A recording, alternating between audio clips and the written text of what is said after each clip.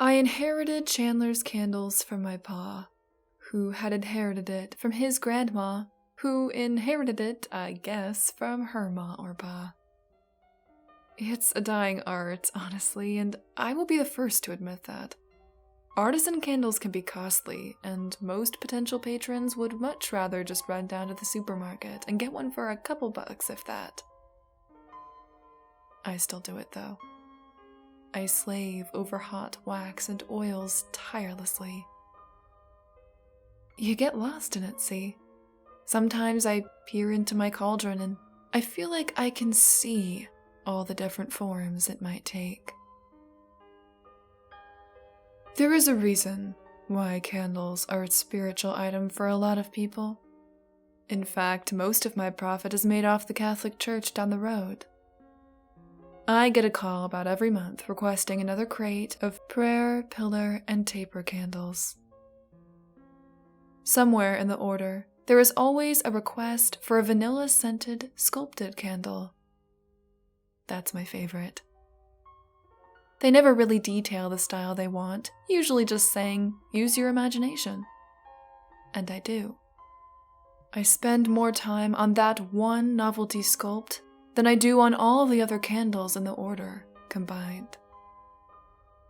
I use white as a base, but as the candle grows in layers, I'll add greens and blues and sometimes reds. While the wax is still warm, I cut it with my tools. As silly as it sounds, I put a lot of myself into those cuts. Curls and peels, birds, flowers, leaves, and petals. When I'm feeling especially crafty, I'll sculpt the image of a saint, usually Mother Mary or Saint Peter. I like sculpting faces. I know I have done it right when I feel like it can actually see me. I like faces. The sign hanging in my window says, open 1 to 7 Tuesday through Friday, 11 to 8 Saturday. Closed Sunday and Monday. This is only partially true, because my favorite clients come after hours exclusively, when the moon is high and the streets are hushed. I only ever see them once, but that is not such a bad thing. I miss them, yes, because they tell me stories. Sad stories usually, but special nonetheless. You know what is strange, though? The happy stories, the ones that make me laugh or smile. Those stories are the ones I typically find the saddest in the end. Once, a young man told me a story about his dog, Clementine. He told me the story of the time they got lost in the woods one winter. His parents had told him to not be gone for long because of the bitter cold winds, and he promised to be back before dark. All evening, the young man and Clementine played in the drifts of snow. They dug tunnels and even made a snowman. He would toss packed balls of snow into the air and Clementine would leap after them, catching them in her teeth. In all of the fun, the young man lost track of time and space. He wandered in the direction that he believed home should be, but only managed to get more disoriented in the forest that he had known all of his life. The snow had masked all the telltale landmarks that usually guided him. The boulder that looked like a face, the fallen oak tree, the mushroom-capped stump. After hours of searching, he sat down to cry until his eyes grew heavy and he fell into a deep sleep.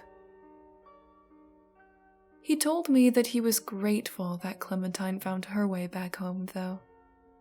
She helped his parents find his body later that morning. I gave that man the brightest, prettiest candle I had in the shop at the time. I know it guided his way through that frozen night. and as I watched the pale aura of his iridescent glow get swallowed up into the dark, I believe, in my heart of hearts, that nothing could even come close as long as he held his brave little candle. I didn't open up the shop that next morning. I had too much to consider. While I could fill countless pages with stories from my time at the shop, I would like to tell a story that happened just yesterday. It was a Tuesday, and Clovetown was sleepy. The chill that ran through the streets warded most from even leaving their homes that day, and I thought it fit to make some apple cider scented fills in hopes of coaxing out some patrons with their alluring scent. Fills take far less time than dipped candles, so I can sell them for much cheaper, another alluring quality. While I waited for the wax to fully melt, I sat with a warm cup of tea, feeling quite clever. My entrance bell rang, and I headed for the counter. A man stood there, muddy and shivering. "Oh, come in, I plead. You're soaking wet." He looked at me a little stunned, and I guided him into his seat. "Oh, Jesus, you're freezing. I'll get you some tea." He blinks. "Thank you, young lady." I scurried to a kettle that sat on the stove and poured the liquid into a glass jar that would normally have been used for fills. I apologize for the container as I pass it off to him. "It's not a problem, it's... Thank you again." And he smiles, folding deep laugh lines along his aged face. "Not a problem at all," I say, and I notice a bruise on his head. "Do you need something for that?" He taps the yellowing blemish and winces. "No, just a bruise." "Are you okay? Was there an accident?" Shaking his head, he takes a sip of tea. "No. Well, yes. Sorry. Yes, I'm okay, and no, there wasn't an accident. Just some local kids having a laugh." "A laugh at you?" He shrugs. "I've been around long enough to not care so much. Kids can be cruel, but old men are calloused."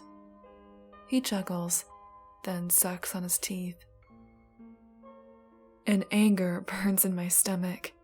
"That won't do. It was a rock, and a small one at that. I just bruise easy." There is a warmth in his tone that soothes my anger.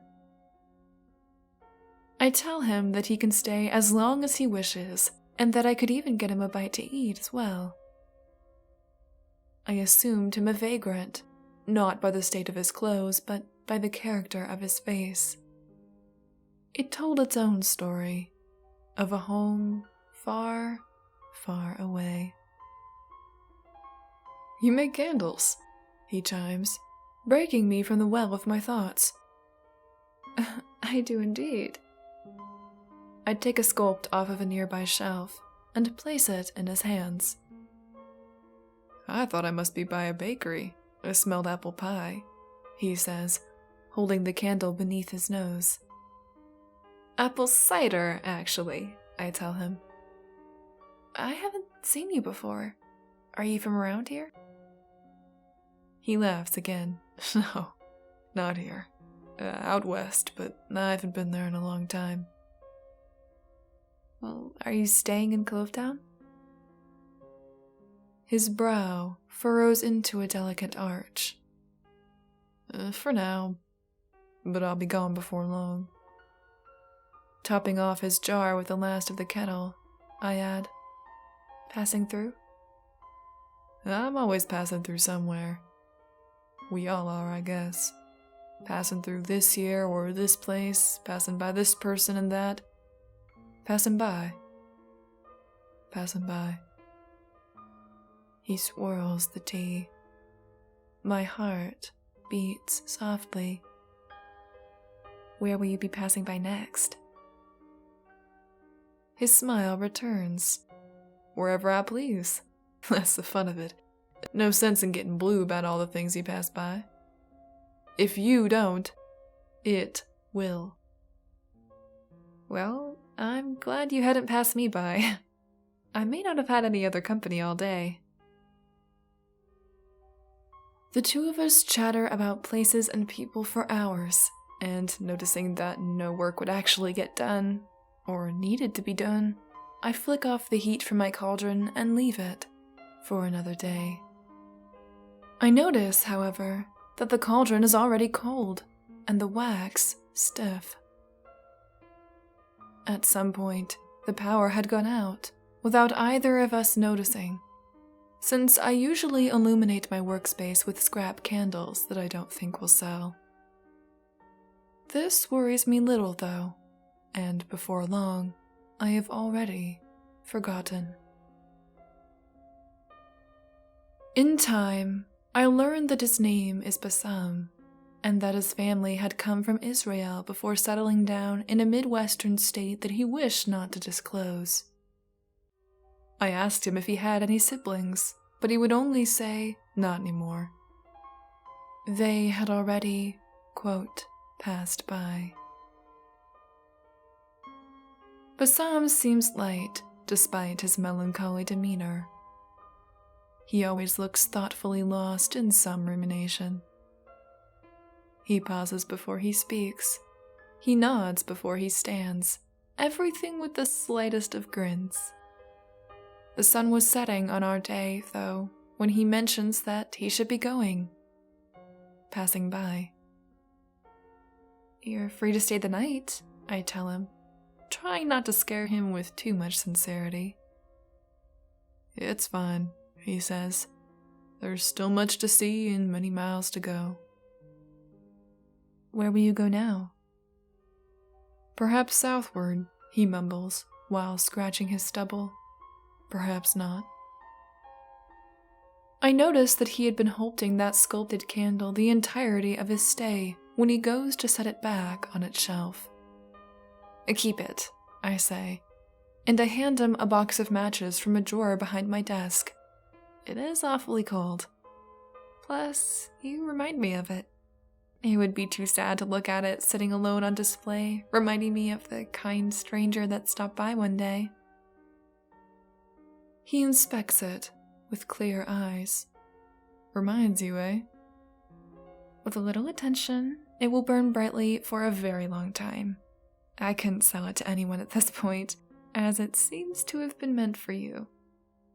I had originally fashioned it for the church down the street, but they sent it back saying that they couldn't fit another one. Their stores were still full from their previous order, so I sat it up there, on its perch, waiting for someone who needed a little light. He slides the matches in his pocket, and I wrap the candle in tissue, then plastic wrap. I take some twine and a tag, knotting it around the gift. On it, I write, "Thank you for passing by. Sincerely, Jen." He thanks me and stares at the present for a long while. I give him his time, saying nothing. Bassam leaves with a wave and another smile. The bell rings above the door, and he is gone. The rest of the day is occupied with cleaning and inventory. I am acutely aware of my passing by each and every article of my wares. I feel like I should greet them, or maybe that I should tell them goodbye as I go. I laugh when I catch myself saying, "Excuse me," after bumping into a table. Every once in a while, I consider going out for a drink or a bite to eat, but my shop is the coziest place on earth, and is nearly impossible to leave once it has you bundled in its array of sights and smells. When closing time comes, I drift to the window to shut the curtains for the night, ready for my more transient clients should they choose to come. Just as I arrive at the window, it shatters. The shards fly through the air like a dusting of snow that is beginning to fall, and I hear a scream. Run! I hear. I throw my head out through the place where my window had once been. 3 kids are rushing down the street as fast as their feet can carry them. That concerns me little, though. On a bench, just to my left, out of my line of sight for most of the shop, sits Bassam. The wind moans through the surrounding alleyways, and I hope that he simply can't hear me yelling for him. I don't even put on my coat before running to the bench, through the snow and slush. I reach for the man when I arrive, but he is stiff. On and around the bench are stones, hailed from cruel children who don't know that sticks and stones hurt more than just bones. I find the strength to drag his nearly frozen body off his seat, down the sidewalk, and into the shop. His breathing is shallow and his mouth quivers, forming specters of words. I lie him on the floor and rush for a blanket to throw over him. It's dark, and the violent gale snuffs out the candlelight that normally nestles safely inside. I'm attempting to wrap him in the cover, but he is rigid. His breath no longer clouds the air above his face. His lips stand still. His frozen hands are weaved tightly around his candle that he holds to his chest, and I know he is gone. They know he is gone, too. They always know. I pry the candle from his hands and use the matches in his pockets to light the wick, but the storm catches the tiny flame. It disappears, leaving behind a thin string of smoke. I strike another match and light the wick again, this time shielding it with my whole body. I can hear them slinking outside. They groan painfully and sometimes shriek without warning. I focus on the tiny, helpless flames it holds tightly to its mooring. Please, I beg, but they had already found us. Their feet crunch on the broken glass as they surmount the window. The illumination that usually guarded the shop and drew in my wayward clients was gone. Well, mostly gone. We still had that single, tiny, courageous fire that could barely light even a small area around us, but it would work. It had to work. My patrons are mine, and no others. My family had harbored them for centuries, giving them, as best we could, the tools to brave the darkest of nights. That night was no different. It didn't take them long to descend upon us, filling the shop from wall to wall. Give him over. They whispered. He has already been marked. I bare my teeth. No, I growl like a feral hound. Mine. Their tongues lap against the ground impatiently. They pace the perimeter of our tiny fortress in one formless mass. More emerge from the dark corners of the workshop, as if the night itself was bleeding. Their threats, their demands, all of it was meaningless as long as I could guard that flame. Once during that night, another patron knocked upon my door, looking for a safe harbor just as so many had done before. I didn't even see their face. The night flooded out through the window and devoured them before they could even scream. Cracks and crunches, tearing, rending, and breaking. I didn't even get to see their face. I blamed myself, obviously, and still do, but when they had their fill, they came back as expected. Some ventured a taloned hand into the glow, but quickly retreated with a string of screeches and curses. Please, They begged in unison. we starve. We hunger. "He's mine!" I yell again, and my heart nearly stops as I watch my breath threaten the flame. I try to remember the prayers that I had heard from the sisters, but they escaped me. I could only whisper a prayer of my own.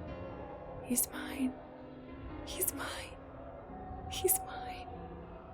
I recited it over and over during the deathly hours of that long night.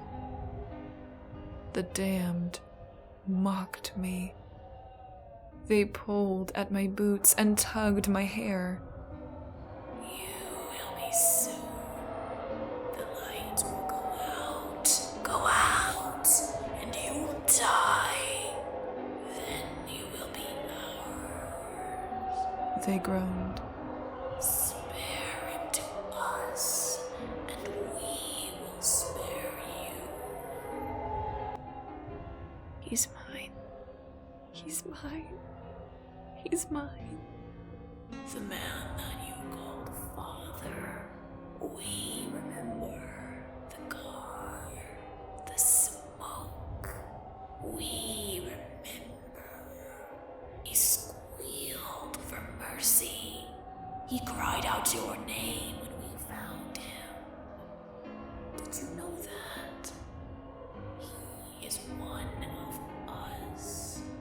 We are him. He is here. "He's mine. He's mine." I clutch my eyes as tight as I can.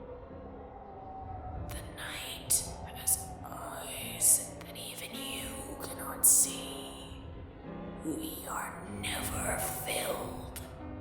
We wait on your doorstep and you steal from us.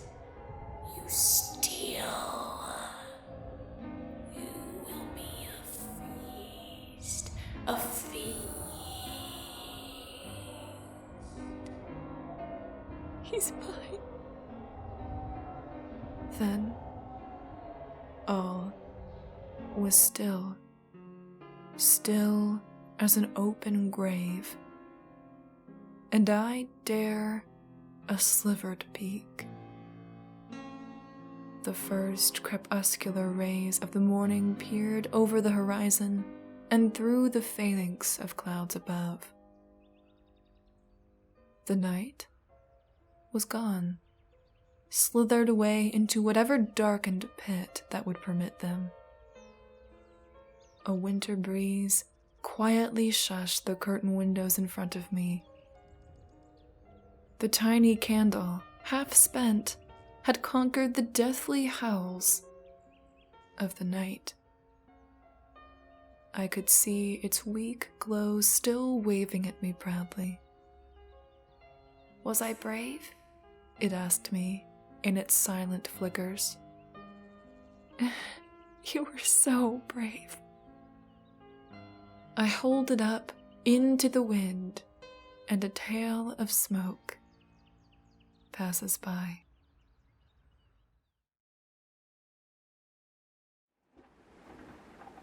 A huge thank you to all my poltergeists.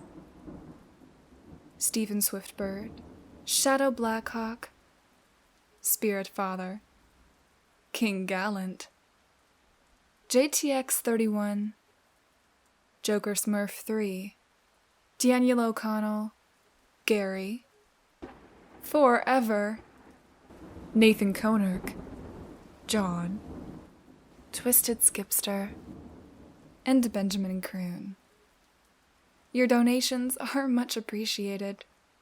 So, thank you. From the bottom of my heart.